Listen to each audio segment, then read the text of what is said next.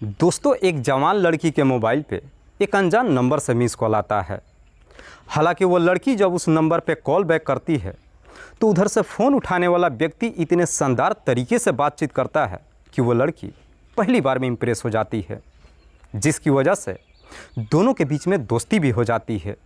और ये दोस्ती का सिलसिला लगभग 7 महीनों तक चलता है। लेकिन 7 महीनों बाद इस दोस्ती का अंत इतना भयावह होगा, शायद किसी ने नहीं सोचा था। वाकई में दोस्तों, आज की जो कहानी है ये आपको भी सोचने और समझने पे मजबूर कर देने वाली है कि आज भी हमारे समाज में न जाने कैसे कैसे विकृत मानसिकता के लोग भरे पड़े हैं। नमस्कार, आदाब, मैं हसमुद्दीन और आप देख रहे हैं सफ़र क्राइम तक। आज की जो सच्ची घटना मैं आपको सुनाने वाला हूँ, ये घटना है कर्नाटक प्रदेश के बागलकोट ज़िले की। बागलकोट का एक इलाका पड़ता है इलकल, और इसी इलकल इलाके की रहने वाली है रज़िया सुल्तान। रज़िया, जिसकी उम्र है लगभग 22 साल, जो बीएस सेकेंड ईयर की पढ़ाई कर रही है। दरअसल रज़िया के परिवार में उसके अम्मी अबू के अलावा एक छोटा भाई और एक बहन भी है। रज़िया के अबू जो अपना खुद का एक बिजनेस करते हैं जिसमें वो ठीक ठाक पैसा कमाते हैं, इसीलिए घर में किसी भी चीज़ की कोई कमी नहीं है। दरअसल रज़िया जो देखने में जितनी खूबसूरत है, पढ़ने में भी उतनी ही तेज़ है। रज़िया के अबू उसे पढ़ा लिखा कर उसका एक बेहतर करियर बनाना चाहते हैं। बात कर रहा हूँ मैं 21 फरवरी की सुबह के करीब 10 बजे के आसपास। दरअसल रज़िया हर रोज़ की तरह अपने कॉलेज के लिए तो निकलती है, लेकिन देर शाम तक जब घर पे वापस नहीं आती है तो अब रज़िया के अब्बू उसके नंबर पे फ़ोन करते हैं। लेकिन अब रज़िया का नंबर स्विच ऑफ बताने लगता है। उसके बाद से रज़िया के अब्बू उनके जितने भी जानने वाले लोग होते हैं सबके नंबरों पे फ़ोन करते हैं और अपनी बेटी के बारे में पूछताछ करते हैं। पर बावजूद इसके रज़िया के बारे में कहीं कुछ पता नहीं चलता है और देखते ही देखते पूरी रात गुजर जाती है। अगली सुबह तक भी रज़िया जब घर पे वापस नहीं आती है और जब उसका मोबाइल ऑन नहीं होता है, रज़िया के अबू नज़दीकी थाने में जाते हैं और अपनी बेटी की गुमशुदगी का रिपोर्ट दर्ज करा देते हैं। हालांकि अपनी बेटी की गुमशुदगी का रिपोर्ट दर्ज तो करा देते हैं, लेकिन रज़िया के अब्बू को ये बिल्कुल यकीन नहीं होता है कि पुलिस उनकी लड़की को ढूंढ पाएगी। रिपोर्ट दर्ज कराने के बाद जब घर पे पहुंचते हैं सुबह के करीब 10 बजे के आसपास, उनके नंबर पे कॉल आता है। जैसे ही फ़ोन उठाते हैं, उधर से कॉल करने वाला व्यक्ति कहता है कि क्या तुम अपनी बेटी को लेकर के परेशान हो। इस पर रज़िया के अब्बू जवाब देते हुए कहते हैं कि हाँ, कहाँ है मेरी बेटी। इस पर फ़ोन करने वाला व्यक्ति रज़िया के अब्बू को जवाब देते हुए कहता है कि तुम्हें घबराने की ज़रूरत नहीं है, तुम्हारी बेटी जिसके पास भी है सही सलामत है। लेकिन अगर तुम अपनी बेटी को सही सलामत चाहते हो तो 10 लाख रुपयों का इंतज़ाम कर दो, वरना वो तुम्हारी बेटी को जान से मार देंगे या फिर उसे कोठे पे बेच देंगे। फ़ोन करने वाला व्यक्ति जैसे इस तरह की बातें कहता है, ये सुनकर रज़िया के अब्बू एकदम से डर जाते हैं और रोते हुए उस व्यक्ति से कहते हैं कि तुम्हें जो कुछ भी चाहिए मैं दूंगा, लेकिन मेरी बेटी को कुछ मत करना। वो व्यक्ति रज़िया के अब्बू से कहता है कि फटाफट 10 लाख रुपये का इंतज़ाम कर दो, पैसे कब और कहाँ पे लाना है मैं दोबारा फ़ोन करके बताऊंगा। लेकिन साथ ही साथ धमकी भी देता है कि अगर तुम पुलिस के पास गए और पुलिस को बताने की कोशिश किया तो याद रखना, तुम अपनी बेटी के लिए पहले से कफन खरीद लेना। जब इस तरह की धमकी देता है, रज़िया के अब्बू उससे कहते हैं कि मैं पुलिस के पास कभी नहीं जाऊँगा, मैं तुरंत ही 10 लाख रुपये का इंतज़ाम भी कर देता हूँ, बताओ कहाँ पैसे लेकर के आना है। लेकिन वो व्यक्ति कहता है कि पैसा कब लेकर के आना है मैं तुम्हें दोबारा कॉल करूंगा। उसके बाद से फ़ोन रख देता है। फ़ोन तो रख देता है, लेकिन रज़िया के अब्बू एकदम से परेशान हो जाते हैं। वो सोच में पड़ जाते हैं कि मैं पुलिस के पास जाऊं या फिर नहीं, क्योंकि उन्हें अपनी बेटी को लेकर काफ़ी डर सताने लगता है। हालांकि इस बारे में जब अपने रिश्तेदारों से पूछताछ करते हैं तो सारे रिश्तेदार रज़िया के अब्बू को समझाते हुए कहते हैं कि तुम्हें पुलिस के पास जाना चाहिए और उनसे सारी बात भी बताना चाहिए। आखिरकार रज़िया के अब्बू अपने रिश्तेदारों की बात मान लेते हैं और फिर से पुलिस के पास चले जाते हैं। पुलिस को वो नंबर देते हुए सारी बात पुलिस को तो बताते हैं, लेकिन साथ ही साथ पुलिस से ये भी रिक्वेस्ट करते हैं कि साहब कैसे भी करके मेरी बच्ची को सही सलामत घर लेकर के आइए। पुलिस को जब मालूम चलता है कि रज़िया का अपहरण हो गया है, उसके बाद से पुलिस अपहरण का मुकदमा दर्ज कर लेती है और साथ ही साथ उस नंबर पर कॉल करती है, लेकिन वो नंबर स्विच ऑफ बताने लगता है। इसीलिए पुलिस अब ये पता लगाने की कोशिश करती है कि वो फ़ोन आया कहाँ से था और उसका लोकेशन कहाँ है। पुलिस जब उस मोबाइल नंबर का लोकेशन निकालती है तो मालूम चलता है कि उसका लोकेशन दिल्ली शहर के महिपालपुर इलाके का दिखाई देता है। चूँकि मोबाइल का लोकेशन दूसरे स्टेट का दिखाई दे रहा था, इसीलिए कर्नाटक पुलिस सबसे पहले दिल्ली पुलिस से कांटेक्ट करती है और आखिरकार 23 फरवरी को अपनी टीम के साथ साथ रजिया के अब्बू को भी लेकर के दिल्ली शहर में पहुंच जाती है। महिपालपुर के नज़दीकी थाने से कांटेक्ट करती है और जाकर के महिपालपुर के इलाके के तमाम होटल में रजिया को ढूंढना शुरू कर देती है। न जाने क्यों पुलिस को लगता है कि शायद रजिया को बदमाशों ने किसी होटल में ही छुपा करके रखा होगा। हालांकि पुलिस जब कई सारे होटलों का चेकिंग करती है, आखिरकार एक होटल में रजिया मिल जाती है। दरअसल उस होटल में रजिया के साथ एक और भी लड़का मौजूद था, जिसकी उम्र लगभग 26 से 27 साल के आसपास थी। इधर पुलिस जब रजिया के अब्बू को लेकर उस होटल में पहुंचती है और रजिया जब अपने सामने अपने अब्बू को देखती है तो देखकर एकदम से चौंक जाती है। दरअसल रजिया के चेहरे को देखने के बाद बिल्कुल ही नहीं लग रहा था कि उसका अपहरण भी हुआ है।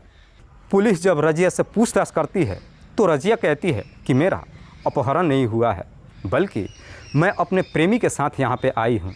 मैं इससे प्यार करती हूँ और इसी से शादी करना चाहती हूँ। पुलिस जब उस लड़के के बारे में पूछताछ करती है तो मालूम चलता है कि उस लड़के का नाम सुजाय डे है। सुजाय जो पश्चिम बंगाल 24 परगना के गोबरडंग गांव का रहने वाला है। हालांकि पुलिस जब सुजाय का मोबाइल लेती है और जब उसके नंबर को चेक करती है तो मालूम चलता है कि रजिया के अब्बू के मोबाइल पे जो कॉल आया था उसी नंबर से आया था। इसीलिए पुलिस को पूरा यकीन हो जाता है कि रजिया को अब्बू को कॉल करने वाला कोई और नहीं बल्कि सुजाय ही था। पुलिस रजिया को काफ़ी समझाने की कोशिश करती है कि सुजाय ने तुम्हारे अब्बू के नंबर पर फ़ोन करके 10 लाख रुपया फिरौती के तौर पर मांगा था, लेकिन रजिया इस बात को मानने के लिए तैयार नहीं होती है। इसीलिए पुलिस सबसे पहले दोनों को लेकर थाने में आ जाती है और फिर सुजाय को अलग बिठाकर उससे सख्ती से पूछताछ करती है। पुलिस जब अपना सख्ती दिखाना शुरू करती है, आखिरकार सुजाय भी मजबूर होकर अपनी सच्चाई कबूल कर लेता है और पुलिस वालों से कहता है कि हाँ साहब, रजिया के अब्बू को मैंने ही कॉल किया था। हालांकि पुलिस जब सुजाय से पूछताछ करती है कि जब तुम रजिया से प्यार करते थे और दोनों तुम शादी करना चाहते थे तो फिर तुमने रजिया के अब्बू से 10 लाख रुपया क्यों मांगा। इस पे सुजाय जब अपनी पूरी कहानी बताता है तो वाकई में इसे सुनने के बाद खुद रजिया भी एकदम से चौंक जाती है। दरअसल इस कहानी की शुरुआत होती है घटना से ठीक लगभग 7 महीने पहले। एक दिन रजिया रात्रि के वक्त जब अपने घर पे पहुंचती है, काफ़ी थक चुकी होती है। अपना मोबाइल कमरे में रखने के बाद बाथरूम में चली जाती है और बाथरूम से जब अपने रूम में पहुंचती है, मोबाइल को जब चेक करती है तो उस पर एक अनजान नंबर दिखाई देता है, जिससे शायद मिस कॉल आया था। रजिया जब उस नंबर पर फ़ोन करती है तो उधर से सुजाय ही फ़ोन उठाता है। रजिया जब सुजाय से पूछताछ करती है कि क्या तुम मुझे जानते हो, इस पर सुजाय रजिया को जवाब देते हुए कहता है कि नहीं, मैं तुम्हें बिल्कुल नहीं जानता हूँ। दरअसल गलती से तुम्हारा नंबर लग गया। लेकिन सुजाय साथ ही साथ रजिया से कहता है कि तुम पढ़ी लिखी ही नहीं बल्कि समझदार भी लग रही हो, क्योंकि अक्सर अगर किसी के मोबाइल पे अनजान नंबर से मिस कॉल जाता है वो गालियाँ देने लगते हैं, लेकिन तुम बेहतर तरीके से बातचीत कर रही हो। रजिया जब सुजाय की ये सारी बातें सुनती है तो उसकी बातें रजिया को भी कहीं ना कहीं पसंद आ जाती है और सुजाय से कहती है कि हाँ, मैं BA सेकेंड ईयर में पढ़ाई कर रही हूँ। इस पर सुजाय भी रजिया को जवाब देते हुए कहता है कि दरअसल मैं भी अपने पिता के साथ अपना खुद का बिजनेस करता हूँ। मिस कॉल के जरिए जब दोनों की पहली बार एक दूसरे से बातचीत होती है, कहीं ना कहीं दोनों के एक दूसरे की बातें पसंद आ जाती है और फिर दोनों के बीच में दोस्ती हो जाती है। उसके बाद से बातों का सिलसिला शुरू हो जाता है। जैसे जैसे समय गुजरता है, दोनों जब एक दूसरे से बातचीत करते हैं, बातों बातों में सुजाय को मालूम चल जाता है कि रजिया अच्छा खासा पैसे वाली है, क्योंकि रजिया के अब्बू एक बिजनेस करते थे जिसमें वो ठीक ठाक पैसा कमाते थे। दरअसल रजिया अपने पूरे परिवार के बारे में बेहतर तरीके से सुजाय को बता देती है। इधर सुजाय को जब मालूम चलता है कि रजिया के परिवार वाले ठीक ठाक पैसे वाले हैं, सुजाय के दिमाग में अब एक आइडिया क्रिएट होता है। दरअसल सुजाय अब रजिया से इतनी मीठी मीठी बातें करने लगता है कि आखिरकार बात करके उसे अपने प्रेम जाल में फंसा लेता है।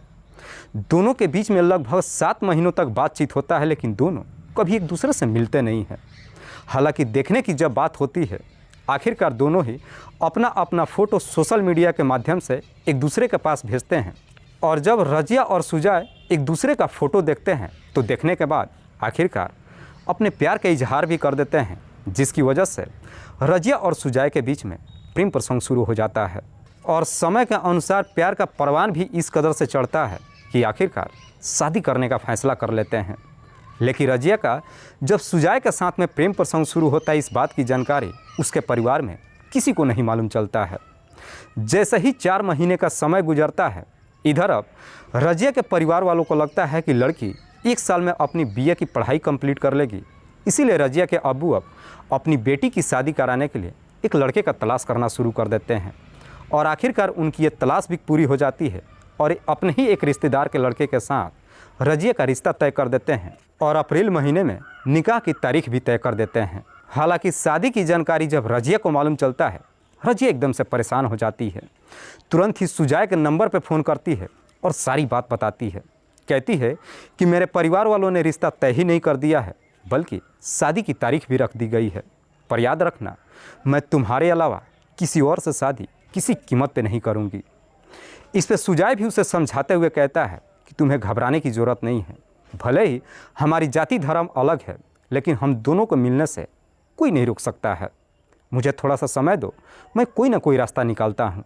रजिया उसे समझाते हुए कहती है कि तुम्हें जो कुछ भी करना है जल्दी करो। उसके बाद से सुजय फ़ोन तो रख देता है, लेकिन अक्सर अब परेशान रहने लगता है। दरअसल सुजय को समझ में नहीं आता है कि आखिरकार वो रजिया से शादी कैसे करे। जब 1 महीने का समय गुजरता है, सुजय फिर से रजिया के नंबर पर जब फ़ोन करता है तो रजिया से कहता है कि दरअसल मेरे भी परिवार वालों ने मेरा रिश्ता कहीं दूसरी जगह तय कर दिया है। दूसरी जगह शादी होने की जब बात कहता है, ये सुनकर रजिया एकदम से गुस्से में आ जाती है। लेकिन सुजय उसे समझाते हुए कहता है कि तुम्हें घबराने की ज़रूरत नहीं है। भले ही मेरे परिवार वालों ने रिश्ता तय कर दिया है, लेकिन मैं भी तुमसे सच्चा मोहब्बत करता हूँ। तुम्हारे अलावा मैं किसी और से शादी किसी कीमत पे नहीं कर सकता हूँ। रजिया कहती है कि तुम्हें जो कुछ भी करना है जल्दी करो, क्योंकि मेरे पास अब ज़्यादा वक्त नहीं है। आखिरकार 20 फरवरी को सुबह सुबह सुजय रजिया के नंबर पर फ़ोन करता है और कहता है कि हमें आगे क्या करना है, मैं पूरा प्लान बना चुका हूँ। दरअसल कल सुबह जब तुम अपने कॉलेज के लिए घर से निकलना, वहाँ से कॉलेज न जा कर के बेंगलुरु के एयरपोर्ट पे पहुँच जाना। इधर से मैं भी एयरपोर्ट पे पहुँच जाऊँगा और फिर वहाँ से हम दिल्ली चले जाएंगे और दिल्ली में जाकर वहीं पे शादी कर लेंगे। जब अपने पूरे प्लान के बारे में बताता है, रजिया इसके लिए तैयार हो जाती है। लेकिन सुजय उसे साथ ही साथ ये भी कहता है कि जब तुम घर से निकलना तो अपने साथ कुछ जेवर के साथ साथ कुछ कैश भी ले लेना। रजिया कहती है कि तुम घबराओ मत, मैं सारा इंतज़ाम कर लूँगी। और आखिरकार 20 फरवरी को दिन भर रजिया एकदम से परेशान रहती है कि वो अपने घर से कब निकलेगी और कैसे बेंगलुरु एयरपोर्ट पर पहुँचेगी। आखिरकार पूरे दिन में रजिया अपने घर के अंदर से 10 तोले सोने के ज्वेलर इकट्ठा कर लेती है और साथ ही साथ 3.5 लाख कैश भी अपने बैग में रख लेती है। अपने कॉलेज के बैग में सारा सामान रख तो लेती है, लेकिन पूरी रात उसे नींद ही नहीं आती है। सुबह जब होती है, अपने परिवार वालों से ये कह के जाती है कि मैं अपने कॉलेज जा रही हूँ। करीब 10 बजे के आसपास जब बैग लेकर के अपने घर से निकलती है, रात्रि के करीब 9 बजे के आसपास बेंगलुरु एयरपोर्ट पे पहुँच जाती है। और जैसे ही एयरपोर्ट पे पहुँचती है, इधर सुजय भी एयरपोर्ट पे पहुँच चुका था और रजिया के साथ साथ अपना भी एयर टिकट दिल्ली के लिए बुक कर रखा था। रजिया जब रात्रि के करीब 9 बजे के आसपास बेंगलुरु एयरपोर्ट पे पहुंचती है तो पहुंचने के बाद से अपना मोबाइल स्विच ऑफ कर लेती है। उसके बाद से बेंगलुरु एयरपोर्ट से दोनों फ्लाइट पकड़ते हैं और रात्रि के करीब 1:30 बजे के आसपास दिल्ली एयरपोर्ट पे पहुंच जाते हैं। चूँकि आधी रात को जब दिल्ली एयरपोर्ट पे पहुंचते हैं, वहाँ से बाहर निकलने के बाद महिपालपुर इलाके में आते हैं और फिर एक गेस्ट हाउस में एक कमरा बुक कर लेते हैं। कमरे के अंदर जब एंट्री करते हैं, चूँकि दोनों तन्हा होते हैं, इसीलिए सारी दूरियां मिटा देते हैं और उसी कमरे के अंदर दोनों के बीच में पहली बार संबंध भी बन जाता है।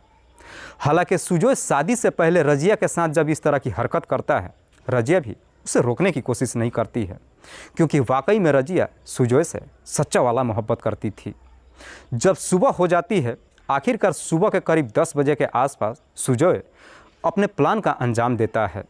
दरअसल सुबह के करीब 10 बजे के आसपास सुजय रजिया से उसके अब्बू का नंबर ले लेता है और कमरे से बाहर निकलने के बाद उसके अब्बू के नंबर पर फ़ोन करता है और उन्हें धमकी देते हुए कहता है कि तुम्हारी बेटी मेरे पास है, अगर तुम अपनी बेटी को सही सलामत चाहते हो तो 10 लाख रुपए का इंतजाम कर लेना।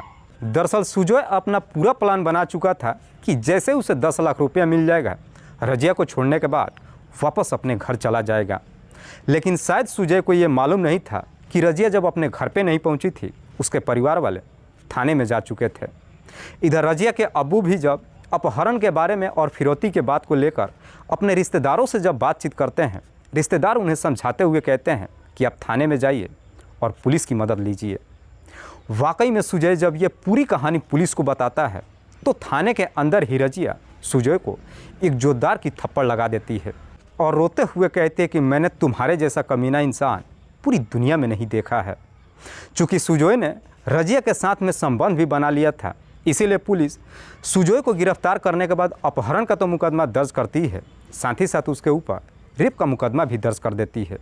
उसके बाद से पुलिस सुजय को अगले दिन जिला अदालत में पेश करती है, जहां से उसे जेल भेज दिया जाता है और पुलिस इधर रजिया को उसके पिता के हवाले कर देती है। रजिया अपने घर तो चली आती है, लेकिन उसके साथ में जो सुजय का गुजरा हुआ पल था उसे याद करके अक्सर रोते रहती है।